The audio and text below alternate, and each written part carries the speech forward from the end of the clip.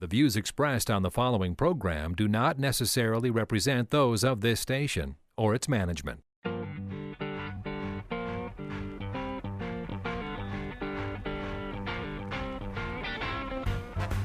It's time now for Where You Live with Gene Sullivan, the show that deals with the news and events that affect you the most. Whether you rent or own, live in an HOA, single-family home, or an apartment building, Gene will tackle the issues right where you live. So, from the True North Painting Studios, here is the original man of steel, Resolve himself, who stands for truth, justice, and the association way. Here's Gene Sullivan. Hello, everyone. Welcome to Where You Live. I'm Gene Sullivan. I'm broadcasting from the True North Painting Studios. When you're looking for that right painting contractor, what do you look for? Isn't it someone who will respect you, your time, your property, and your budget? That's what you can expect from True North Painting. Find out more about this exceptional company by going online at truenorthpainting.com. That's trunorthpainting.com, or give them a call at 952-831-1433. I'm also brought to you by the great folks at Extreme Exteriors and American Family Insurance, the Kim Bennett Agency. Would like to also give a shout out, as I always do at the beginning of every show, to Christopher Wyatt Puberty. How are you, Chris? I'm good, Gene. How are you doing today? I'm great. I want to ask you, the first story that we're going to be talking about today is a news reporter has said that he's come up with the top 6 complaints that people have about homeowner associations from people who live there. Now, you've been doing this show for some time, and I know you're listening. So let me ask you, before we play the tape, what would you think the 6 top complaints that people living in an HOA would have? I would think just in general, like neighbors, noise, that'd be a big one. Interference, maybe, from HOAs, and just like the communication between the officials and the homeowners. Okay, hold it. So you've got neighbors and noise. Yep. Communication. Okay. Mm-hmm. What else? I would think cleanliness, maybe. Cleanliness. And why? People aren't taking showers? What are you talking about? That it could be that. Yeah, if it gets bad enough. Keeping the streets clean, whether it be trash or picking snow up. Okay, all right. Things like that. Those are the big ones that come to mind anyway. Those were okay. Well, I tell you what, we're going to play a tape from an ABC affiliate in Phoenix, Arizona. We'll see how many you got right here. So I've got neighbors, noise, communication, and cleanliness. Pets, maybe that could be another one too. Pets. Okay, I'll put pets down too. Your last call. Any others? I'm going to tap out for now. Okay, all right. Well, then, without further ado, let's begin with property management in the news. Property management in the news is brought to you by Home Furniture and Abbey Floor Coverings. Their showrooms are staffed with professionals who will help you choose what you need to fit both your lifestyle and budget. Whatever you need, chances are they'll have what you're looking for.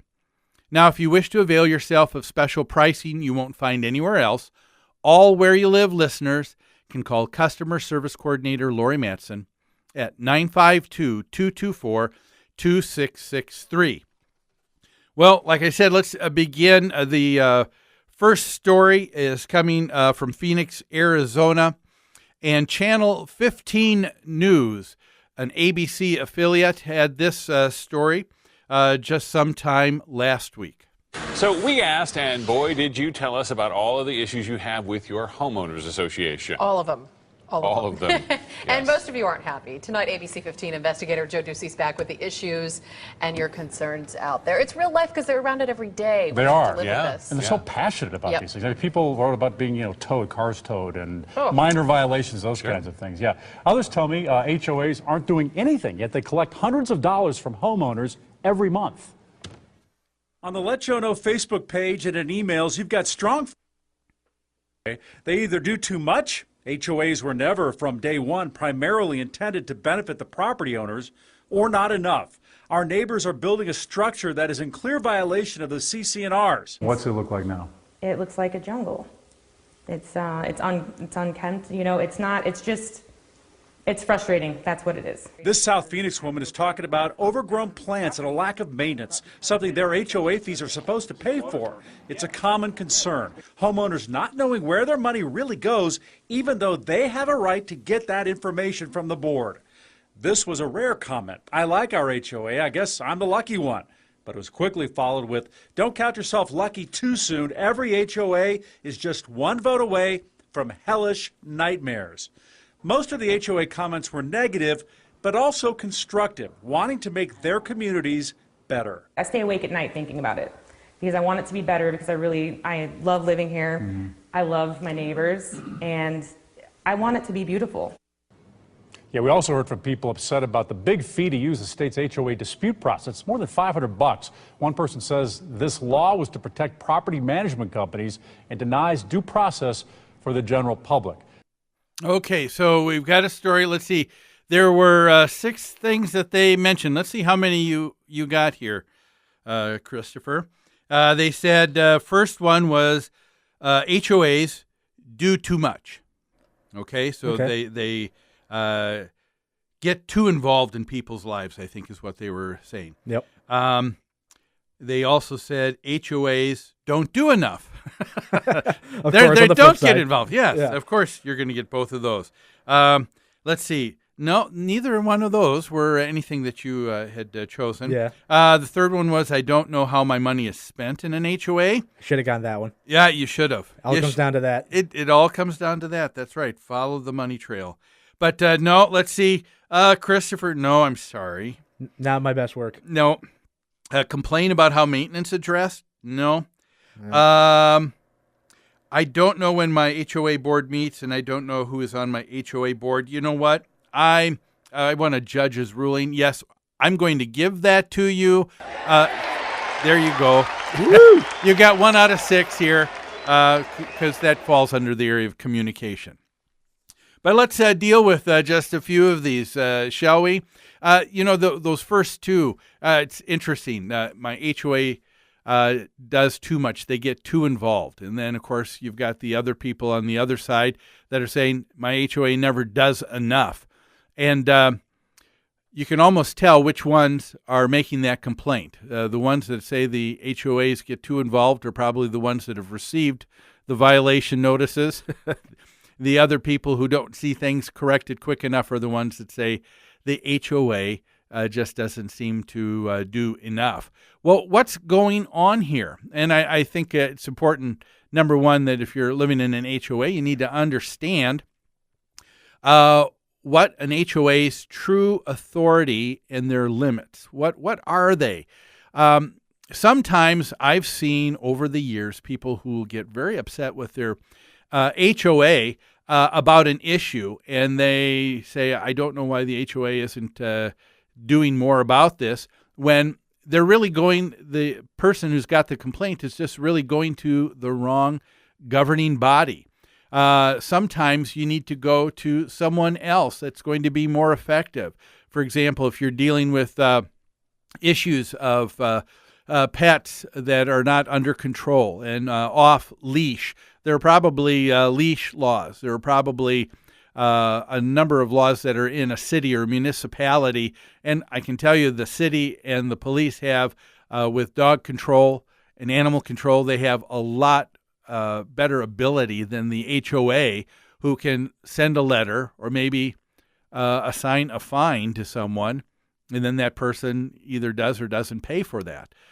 So you need to take a look and say, where should this complaint go to? And so you need to know where that best place is going to be. Sometimes it's going to be the HOA, sometimes it's not. But the real thing to remember here when you're talking about governance with an HOA or with any body is that you need to remember that all homeowner associations, all state governments, federal governments, here in the United States, we have what's called a limited government. In other words, there are only certain powers and authorities that they have.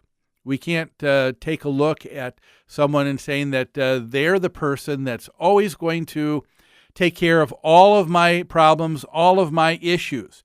It's the victim who looks to others and says, help me, help me.